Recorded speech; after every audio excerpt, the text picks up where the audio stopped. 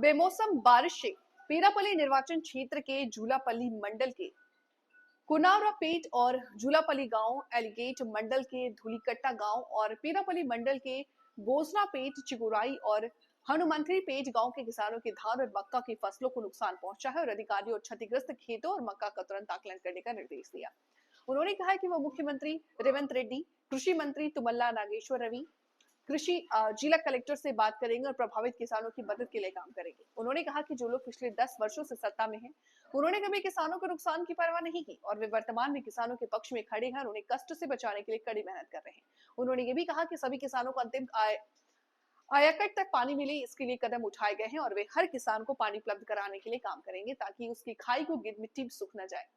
उन्होंने ये भी कहा कि किसान किसी भी स्थिति में नहरों और खाइयों को नष्ट न करे, पानी को व्यर्थ ना बहाएं, क्योंकि ऐसा करने पर आपराधिक मामले दर्ज किए जाएंगे और वे हर किसान को अपनी उपलब्ध करवाने में निश्चित रूप से कामयाब रहेंगे।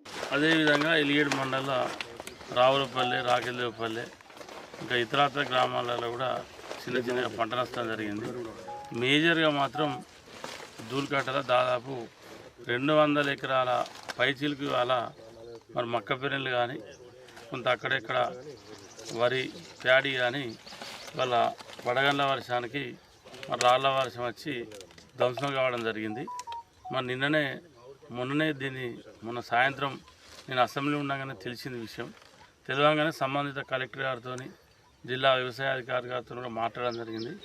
సంబంధిత వ్యవసాయ శాఖ మంత్రి తుమ్మల నాగేశ్వరరావు గారికి, అదేవిధంగా వ్యవసాయ శాఖ కమిషనర్ అయినటువంటి కృష్ణారావు గారికి కూడా మాట్లాడడం జరిగింది. తప్పకుండా రైతులకు నష్టపరిహారం ఇప్పించేటువంటి ప్రయత్నం చేస్తాం.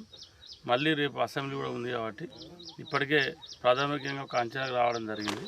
ఈ 3-4 రోజులలో పూర్తి స్థాయిలో అంటే ప్రభుత్వానికి నివేదిక పంపించి మరి ప్రభుత్వం నుండి ప్రతి రైతుకు పంట నష్టపరిహారం ఇప్పించేటువంటి ప్రయత్నం జరుగుతుంది.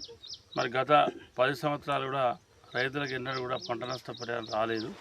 ఇవాళ అటువంటి పరిస్థితి లేకుండా, అటువంటి ఇబ్బంది లేకుండా చూసేటువంటి ప్రయత్నం చేస్తాం. రైతులు ఎవరు కూడా అధైర్యపడద్దు.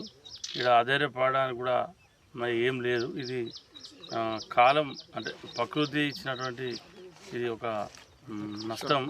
మరి ఇది రావద్దు కానీ వచ్చింది. ఇది మన నియోజకవర్గాన్ని దగ్గర 28-30 గ్రామాల్లో ఎఫెక్ట్ అయింది. మన కాన్స్టిట్యూన్సీలో ఇటు ఎలిగేడ్ కానీ, అటు జూలపల్లి కానీ, అటు పెద్దపల్లి కానీ, కొంత పార్ట్ ఆఫ్ సుల్తానాబాద్ కానీ 4 మండలాల్లో జరిగింది. మేజర్గా జూలపల్లి, ఎలిగేడు, పెద్దపల్లి ఈ 3 మండలాల్లో మేజర్ నష్టం జరిగింది. ఎక్కడెక్కడ ఏ రైతు నష్టపోయిండో ఆ రైతుకు తప్పకుండా ప్రభుత్వం నుంచి వచ్చేటువంటి నష్టపరిహారం ఇప్పిద్దాం. ఇప్పటికే సాగునీటి విషయంలో కూడా మరి ఇక్కడ మా ధూళికట్ట గ్రామ రైతు సోదరులు ఉన్నారు. అదేవిధంగా మా మండల పార్టీ అధ్యక్షులు రాజేశ్వర రెడ్డి గారు ఉన్నారు. మరి యూత్ లీడర్ సంతోష్రావు గారు ఉన్నారు, దేవరాజు గారు ఉన్నారు, రాయమల్ గారు ఉన్నారు, పుల్లారావు గారు ఉన్నారు. వారితో పాటు మా సోదరుడు శ్రీనివాసరావు గారు ఉన్నారు. వారితో పాటు గౌరవ మా మెండ రాజయ్య గారు, సత్యనారాయణరావు గారు, మల్లేశం గారు, అదేవిధంగా ఆంజనేయరావు, మాజీ నీటి సంఘం చైర్మన్, గ్రామానికి సంబంధించి అందరు ఉన్నారు. మరి సాగునీటి విషయంలో కూడా వీళ్ళకి ఈసారి ఇబ్బంది లేకుండా మరి ప్రతిసారి 10L 3L 10L 1L ఇబ్బంది ఉంటుంది. కొంత చిన్న డిస్ట్రిబ్యూషన్ కూడా ఇక్కడికి కాలువ ధ్వంసం కావడం, ఎవరి ఇష్టం వచ్చినట్టు వాళ్ళు చేనులకు డైరెక్ట్ పైప్ లైన్లు వేసుకోవడం, దాంతో టేలెండ్కు నీళ్ళు రావడం ఇబ్బంది అవుతూ ఉంది. తప్పకుండా దాన్ని కూడా రేపు సమ్మర్లో అన్నీ తీయిస్తాం. వాళ్ళ గతంలో ఎట్లయితే ఏ కాలువ నీళ్ళు వేయో ఆ కాలువ పోవాలి.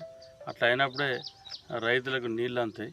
ఇలా అందరూ అంటే ఇక్కడి నుంచి మొదలు పెడితే కింది వరకు ప్రతి రైతుకు సాగునీళ్ళు ఇవ్వాలనేదే ప్రభుత్వ లక్ష్యం, ప్రభుత్వ ధ్యేయం. దాని ప్రకారంగానే ఇవాళ అందరికీ నీళ్ళు వచ్చే విధంగా ప్రయత్నం చేస్తూ ఉన్నాం. కానీ కాలువలను దింపడం, పైపులు వేయడం, డ్రాపులు ఊలగొట్టడం అటువంటిది ఏది జరిగినా క్రిమినల్ కేసులు అయితే తర్వాత జైలు కావాల్సి వస్తుంది. ఎవరైనా మీకు కావాల్సింది నీళ్ళు ఇప్పించే బాధ్యత నాది. ఎవ్వరికి ఇబ్బంది రాదు.